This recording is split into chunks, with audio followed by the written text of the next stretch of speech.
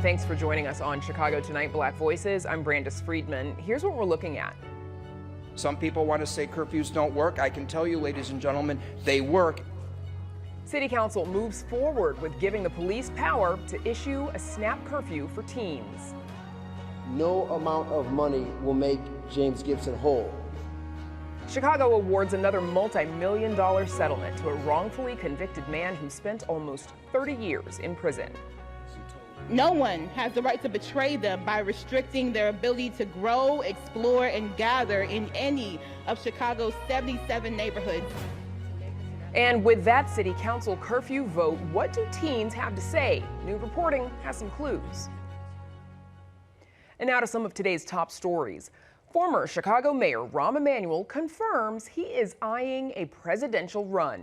In an interview with Crain's Chicago Business, Emanuel, also a former congressman, White House Chief of Staff under President Obama, and most recently, U.S. Ambassador to Japan, told Crain's, quote, "I'm looking at the field and most importantly, what I have to contribute."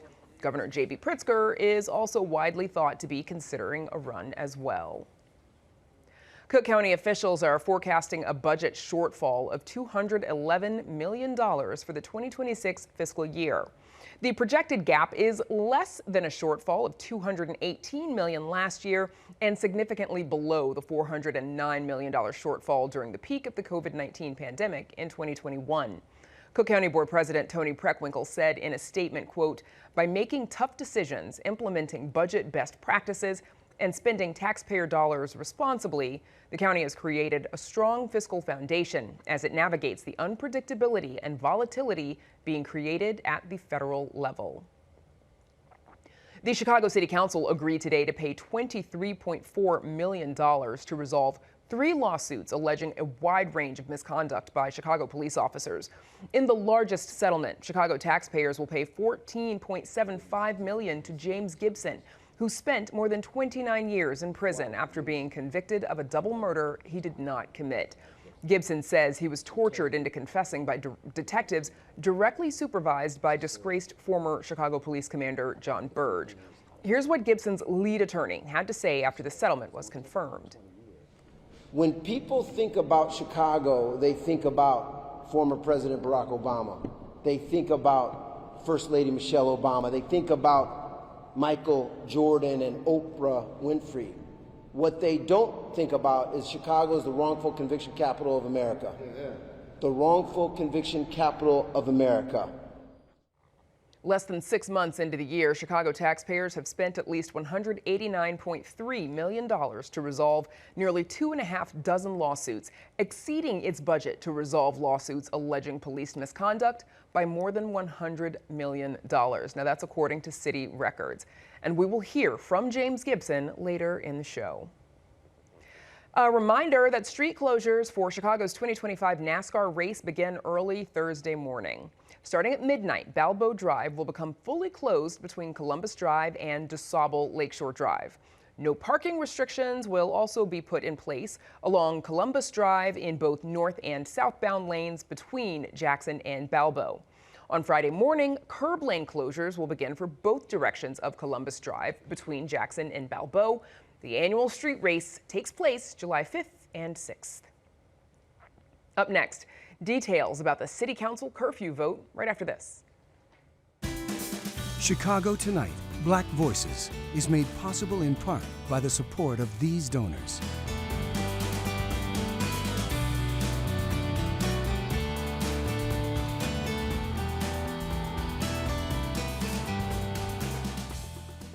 The Chicago City Council voted 27-22 today to give the Chicago Police Department the power to preemptively impose a curfew anywhere in the city and begin enforcing it within just 30 minutes. This is in defiance of Mayor Brandon Johnson, who said the measure would hurt efforts to build trust between young people and police officers. Here's a bit of that debate from City Council. This curfew ordinance is simply one more tool in that particular toolbox. It will work. I will veto this ordinance because it is counterproductive to the progress that we have made in reducing crime and violence in our city. It would create tensions between residents and law enforcement at a time when we have worked so hard to rebuild that trust. WTTW News reporter Heather Sharon joins us now live from City Hall with more on this decision. Heather, so after that narrow vote, all eyes, of course, are turning towards Mayor Brandon Johnson, who has told us what he's going to do. That's right. He will issue the first mayoral veto in Chicago in 19 years to prevent this curfew ordinance from becoming the law of the land. As we heard, he says it will set back the progress he feels his administration has made in restoring trust between the police department and the youth of Chicago. Now, today's narrow vote came after a fierce debate where alder people said that this measure would help them prevent violent teen takeovers that earlier this spring injured 2 people in Streeterville, but other alder people said it would be ineffective and it would essentially send a message to teens, particularly Black and Latino teens, that they were not welcome outside their own neighborhoods. So, Heather, today's vote, it came after months of debate and controversy. Remind us what CPD now has the power to do with this. Well, assuming that the mayor does make good on his threat to veto, they would have had the power to essentially declare anywhere in the city off limits for people under 18 if they had knowledge of a planned large gathering that they had evidence to believe that would turn violent. Now, a lot of alder people had a lot of questions about how exactly that standard would be met. The issue became more confused and controversial after Chicago Police Superintendent Larry Snelling told a federal judge that he would never enforce a curfew with just 30 minutes notice for fear that it would sweep up otherwise law-abiding teens just going about their business. So it was really not clear if this measure even was allowed to go into effect, how it would be used, but is another example of the differing opinions about how Chicago should be kept safe, even after the city has seen sustained and significant drops in both homicides and shootings since the beginning of the year. And Heather, why was this so controversial? Well, this is the fundamental issue that Chicago has been grappling with for decades. How do you balance the need to keep people safe in Chicago with people's civil liberties? That is why the Chicago Police Department is essentially under a federal court order to reform, and it is a direct challenge to what Mayor Brandon Johnson says he was elected to do, which was essentially to remake CPD into, yes, a law enforcement agency, but to beef up the city's other aspects to prevent crime from happening, rather just enforcing the law once a crime had been committed. All right, Heather Sharon at City Hall for us. Thank you. And we'll have more on this story later in the program. And of course, you can read Heather's full story on our website. It's all at WTTW.com/news.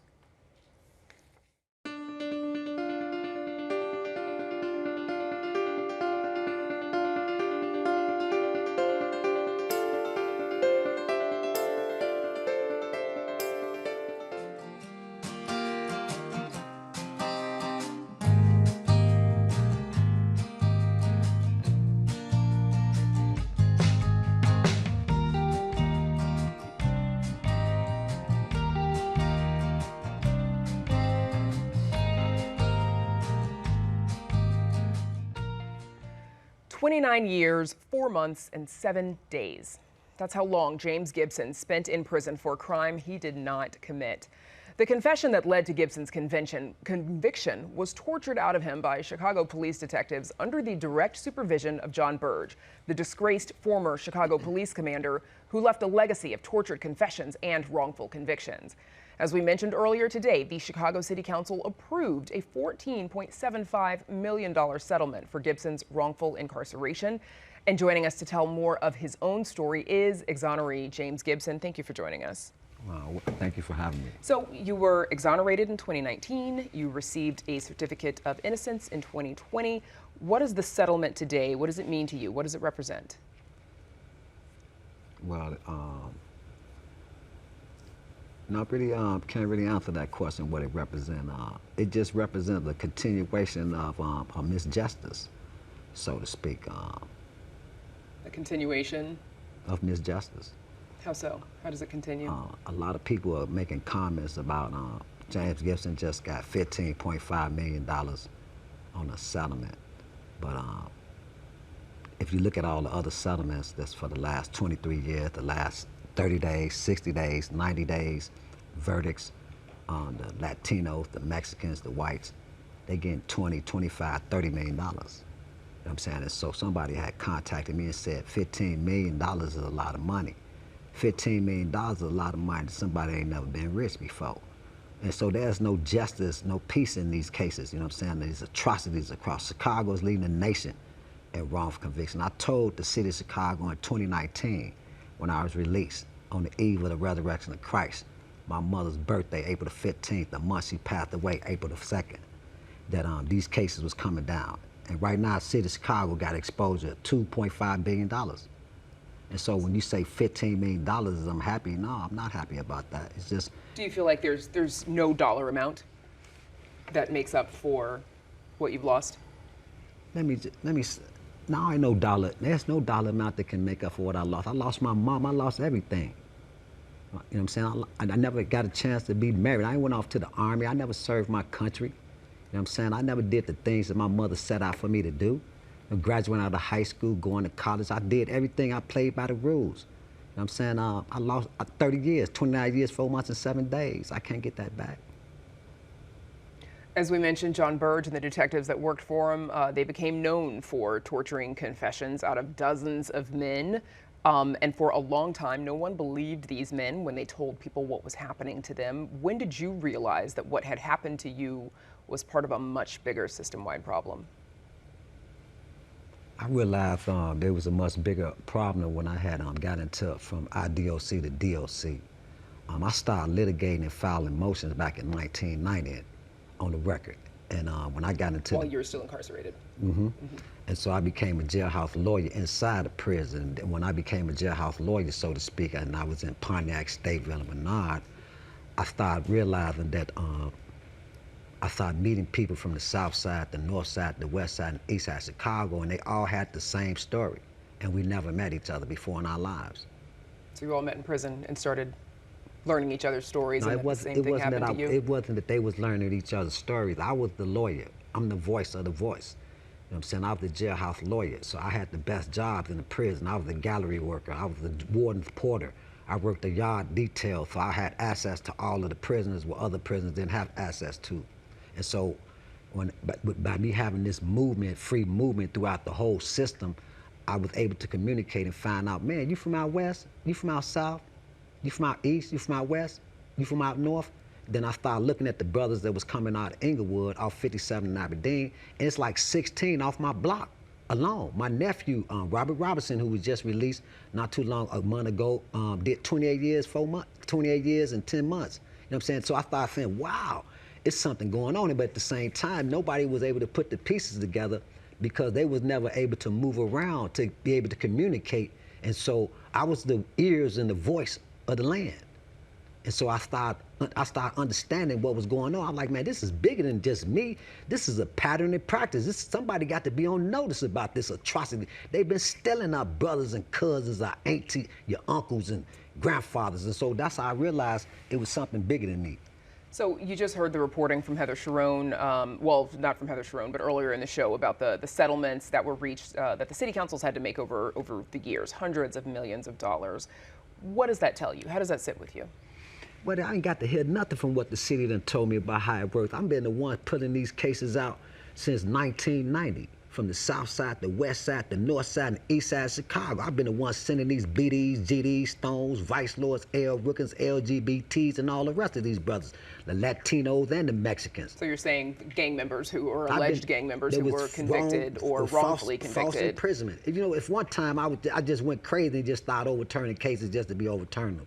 But then I started realizing that, you know what I'm saying, that it was a misjustice for me to use injustice like this. So I started overturning cases that was only innocents. And then I realized that it was hundreds of Latinos, it was hundreds of African Americans from the south side and the north side and the east side of Chicago that had the same officers. How did you put all of those skills to work for yourself? Well, I put all those skills to work for myself in the county jail. It started in the county jail when I had came from court one day and I seen a Perry Mason show. And when I noticed that in the county jail, all of the inmates or offenders or whatever you want to name them, they was all looking up in the air. because the TV was in the air. And I came off the court call, and I asked the judge about another judge and some photographs that they had took of my injuries, and he told me to ask your lawyer, and the other person said objection, and so I asked the judge, what do that mean? And he told me to ask your lawyer, so they put me out the courtroom, and so as I was going back to the cell house, I think the guy, they was watching TV, and Perry Mason was on there, and he said objection. So that's the rest is history. It sounds like. So we know that you're very close with your mother, and sadly she passed while you were incarcerated. What do you think she would say about this settlement? She would tell me the same thing that she told me when I first was in false imprisonment. She told me, baby, you're gonna have to do about 20 years. She said, them white folks, they ain't gonna play fair with you. She said, but you coming home. She said, but you're gonna have to get a few things out of your heart and for the Lord to do what he needs to do for you. And she'd be saying right now, she sit on the right-hand side of God and Lord and Savior, I got to believe it, because there is a God in heaven, that it's over now, baby. You've been involved in social justice activism since your release. What is next for you? Well, that's understatement when you say I've been involved with social justice. I've been involved with social justice impact since 1990. Okay. I've been involved with social impact before they had a social impact. So I imagine that's something that you'll continue. Well, I have been continuing. Forward. I have been continuing. I am going forward. It ain't something I'm going to continue to move forward across the land. I was released on the eve of the resurrection of Christ in 2019, given all my rights to certificate of innocence. I've since then formed my own foundation, the first of the kind digital archive, the Clara and the James Gibson Foundations. It was captured all of the work that I've been doing for the last 36 years, and all of these cases I've been overturning, costing the city of Chicago $759 million. And I know that you're a musician as well. We will have to have you back to talk about that next time because we are out of time. James Gibson, thank you so much for joining us. Best of luck to you. And thank you too for having me. I'm James Gibson on the land. Up next, reporting about what teens may think about the new SNAP curfew law.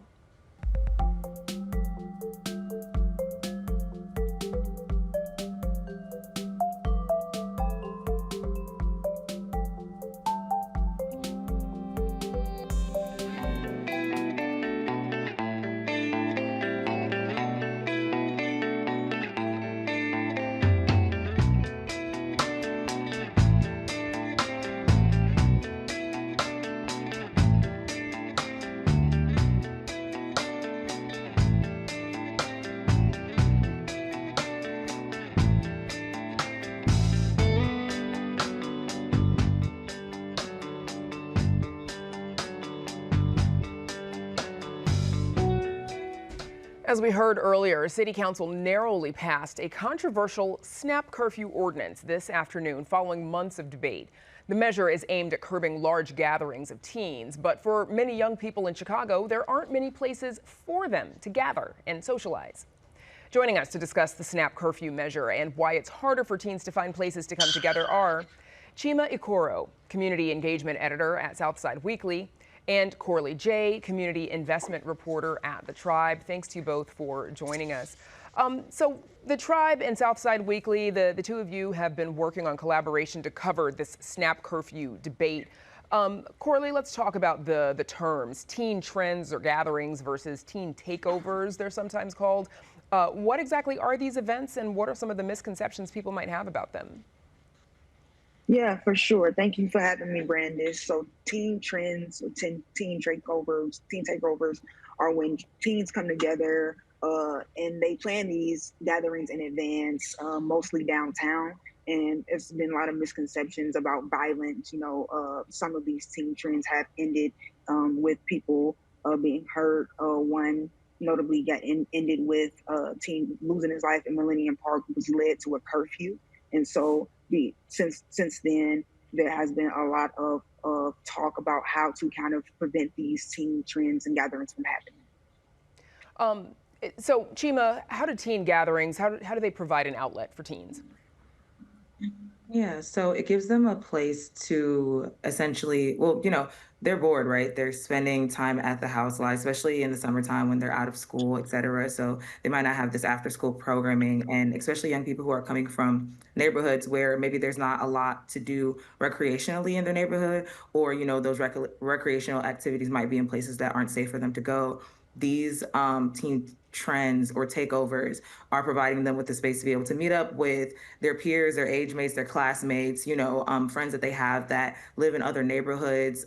It's giving them a neutral setting to be able to meet up with other teenagers, and also just to have fun, find something to do during the summertime, et cetera.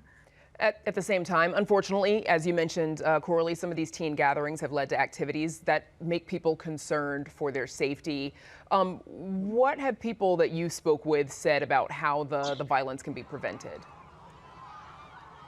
Well, my colleague Tonya did some reporting, talking to actual teens about that, and just having more safe spaces for them to go. They feel like we kind of curb it because they don't have any places to congregate. You kind of can lead to some stuff going down, but they want people to know that it's not all teenagers, right? And that was a problem that they had with something like a snap curfew. Kind of imprisoning or criminalizing teens who may be at the wrong place or at the wrong time, just looking for something to do. And I think some of your colleagues also, Chima, they've also reported on the impact of curfews, whether or not they work, because as we just heard from Heather Sharon's reporting, City Council did in fact pass the snap curfew ordinance. The mayor has said he would veto it, but what is the impact of a curfew? Well, Jim Daly, the investigative editor at Southside Weekly, he did some really great reporting on the fact that there's really no answer to that. It's actually unclear whether or not curfews keep people safer or not.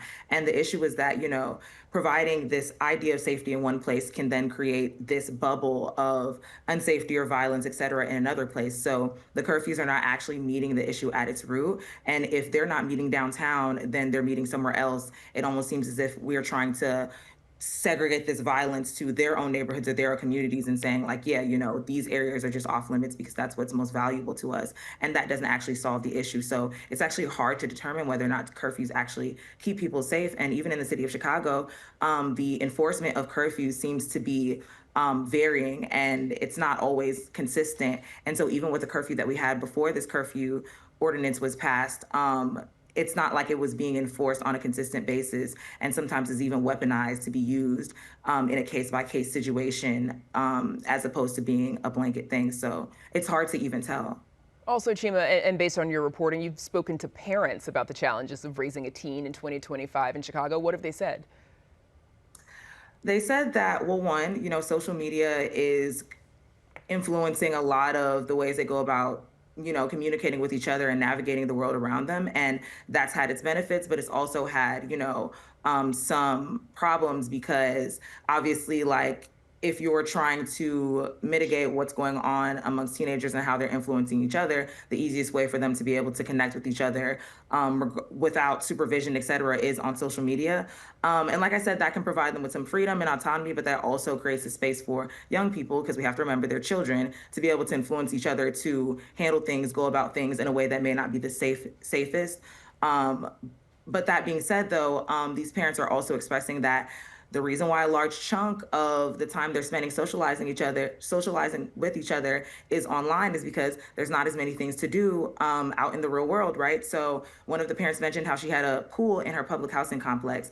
Where's the public pool at? I can tell you where the nearest public pool is to me, right? Or how a lot of young people were gathering in Milwaukee. One of the parents grew up in Milwaukee, Wisconsin, and they were taken to the streets because they were bored when they were out of school, and the city decided, hey, let's just move y'all to a place that's safer. Y'all can take over this stadium parking lot for a couple hours and, stay out the way and not be in traffic, as opposed to telling them they can't do one thing and not giving them an alternative, right?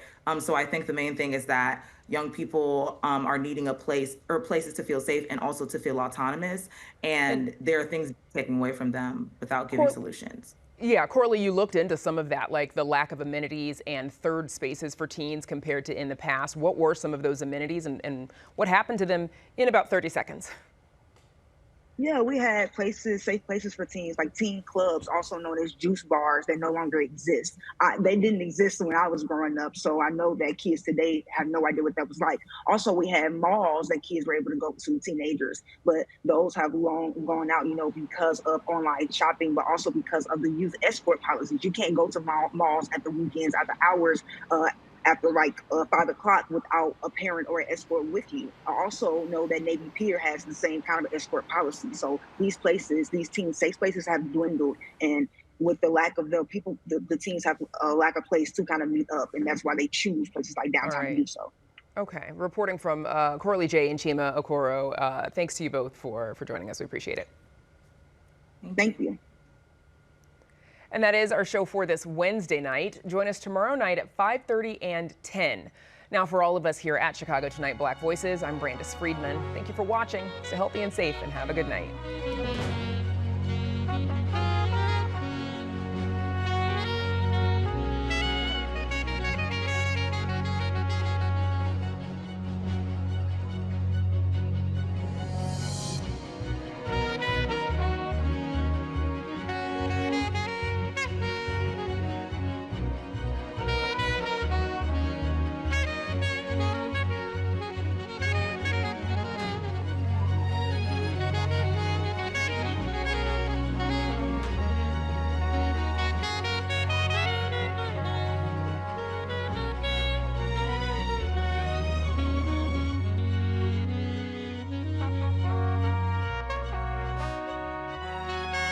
Closed captioning is made possible by Robert A. Clifford and Clifford Law Offices, a Chicago personal injury and wrongful death firm that serves the needs of clients in the Chicago area and throughout the nation.